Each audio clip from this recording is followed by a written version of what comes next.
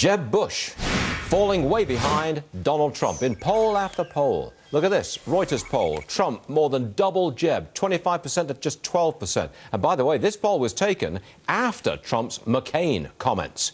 Governor John Sanunu was George H.W. Bush's former chief of staff. He's the author of the new book, The Quiet Man. And look who's here. He's right next to me here in New York City.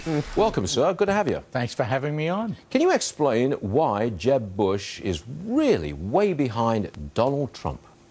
Well, Donald's a great showman. He's the shiny object out there that everybody's looking at, listening to his words. I think the support is more for what he's saying than for the man. And I think if you remember to the last cycle, we had the top of the poll leader change almost every week for a long time. It's early.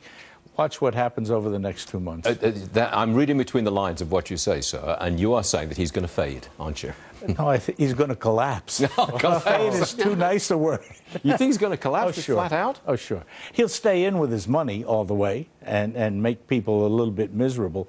But when the Republican citizens out there that are going to vote in the primary start taking a hard look at who they want sitting in the Oval Office, they're going to really, I think, go for somebody that has the capacity of being a respected president. I don't think Donald Trump fits that mold. You don't think he's going to do a third-party run?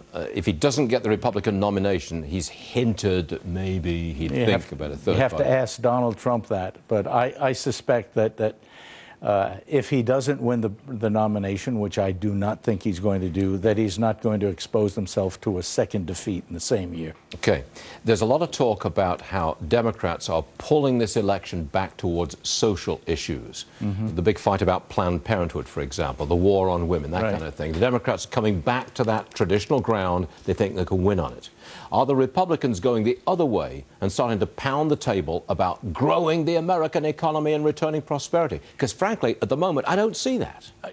Well, you are seeing it, but you don't recognize it. You have governors talking about the jobs they've created and the policies they used to create those jobs. So you're talking, you know, on the governor's side and former governor's side of the candidacy, they are talking track records in that direction. Rubio has been talking about the fact that the American dream allows that kind of growth.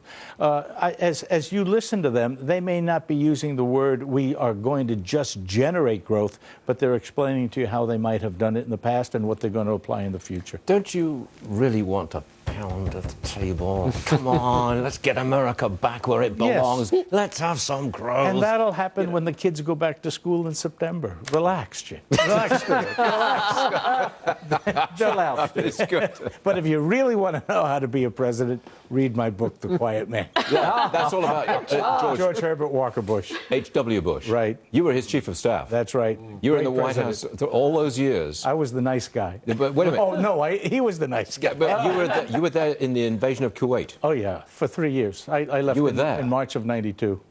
That's remarkable. It was a great period of time run by a great president that made a great impact. Yes, sir. John Sununu. Thanks for having me. Thank you, sir. My pleasure. I got a break.